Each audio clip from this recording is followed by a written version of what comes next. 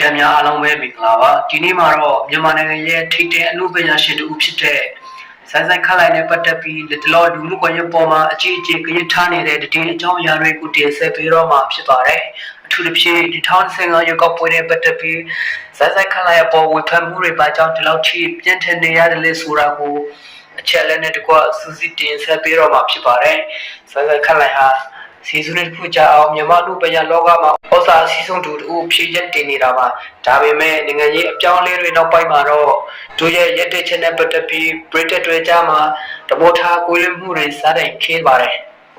ခုနောက်ဆုံးထပ်ပေါ်လာတဲ့တင်းတွေအရာ2015မှာပြုလုပ်မဲ့ရွေးကောက်ပွဲအတွက်စစ်ကောင်စီရဲ့လုပ်ငန်းစဉ်တွေမှာဆိုင်ပေါင်းပတ်သက်နေတဲ့ဆိုတဲ့ဆွဆွချက်တွေကြောင့်ဝေဖန်မှုတွေကမိတို့တောက်တွခဲ့ပါတယ်သူတို့ဖြစ်စတဲ့နဲ့နေစတဲ့အတိုင်းဝိုင်းတွေမှာပြင်သွင်းနေရတဲ့အစိုးရနဲ့ပတ်သက်တဲ့ပွဲလင်းတပန်းတွေမှာပါဝန်တာတွေက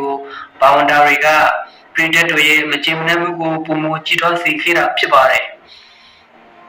ပြည်သက်တွေရဲ့အကြီးကအချက်ကတော့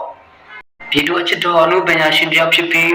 ပြည်သူရဲ့ခန်းစားချက်ကိုလက်လူရှိကစေကောင်စီရဲ့ရွေးကောက်ပွဲကိုအတိအမှန်ပြုရရောက်စေတဲ့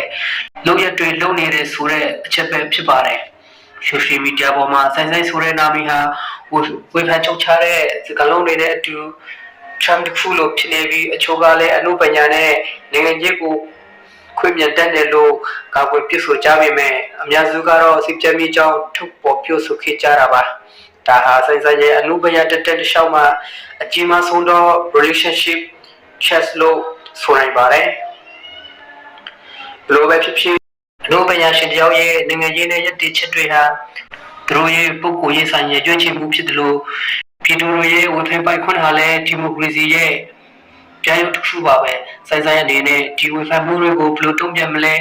သူစိတ်နေချင်တယ်ပဲစစ်တော့မလားဆိုတာကတော့စောင့်ကြည့်ကြအောင်ပါ